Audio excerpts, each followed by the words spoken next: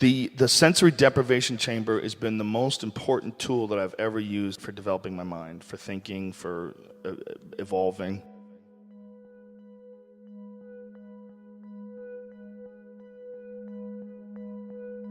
The tank is filled with water. The water is heated to the same temperature as your body, and there's 800 pounds of salt in the water. So you just float there and relax, and because the water is the temperature of your body, you don't really feel it after a while. It's like layers of an onion. And when you first start doing the isolation tank, you can only get a couple layers of the onion in, a couple skins loose. You can't really go to the core. It's too hard. It's too hard to completely let go who you are. But as you get better at it, and as you get more and more comfortable with the experience, you get better at actually letting go, really letting go from letting go from the feeling of letting go from that point. Okay, I've let go. No, you haven't. Let go more. And then you become gone. You disappear. And while you're disappearing, this is what happens. You start thinking, I can't believe I'm disappearing. Then you're back again. You got to start from square one. You got to let go, and you got to let go, and you got to let go, and you got to get to the point where you literally completely relax. And your body, it gives you amazing energy. Your body, the tension release that you have in your body from a couple hours in the tank is incredible. You feel lighter. You feel like more oxygen is in your body. You feel like more vibrant. And it's just because you've somehow or another calmed the tension. The first 20 minutes or so, for me at least, it's like sort of a seminar on my life. It shows me all the different issues in my life that I don't like and that I need to fix, and things that are bothering me, and things about my own behavior that it could have been better, and things where I'm disappointed in myself. And then it'll show me some things where I'm on the right track. This is good. Continue here. Continue doing this. Continue thinking like this. Continue exploring these ideas. But then once it gets me done, it's like, then let's think about the big picture. And then it goes from that to like this sort of relaxing, position, where my whole body is just settled into the experience. And then it's just pure thought. It's like the mind completely untethered from the body. And then I start contemplating everything. I start contemplating the universe and contemplating, the role of human beings in each individual's actions, all accumulating together to one specific event.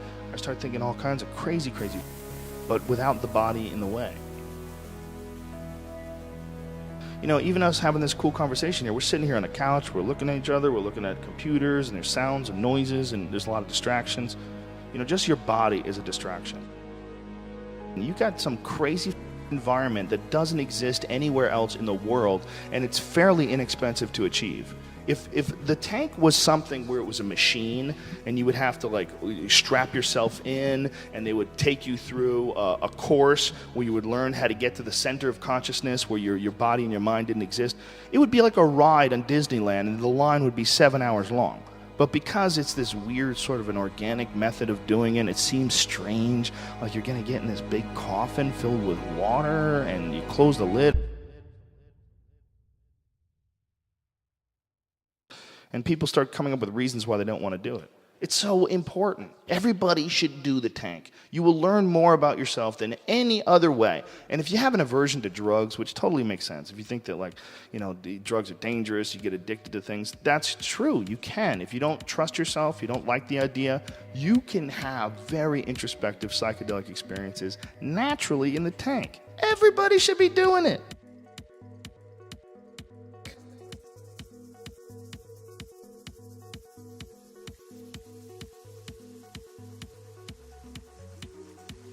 I have a concept or something that I'm working on. Two things I'll do. One, I'll sit down, I'll flesh it out, I'll write what I think about things just kind of off the top of my head. And then once I've done that, once I've really kind of explored it, then I get in the tank and I rethink the whole thing. And then when I rethink the whole thing, sometimes in the tank I consider other places, where other points of view, I consider other ways of looking at it where I may not have been as sensitive to another person's opinion coming from another position, and I look at the whole thing almost like outside of myself. There's so much thinking that goes on in that tank. There's so much evolution that goes on in there that it seems like it's almost impossible to do outside of there, because there's no distractions in there, nothing at all. It's just the thought. It's an amazing environment. It really should be taught in schools.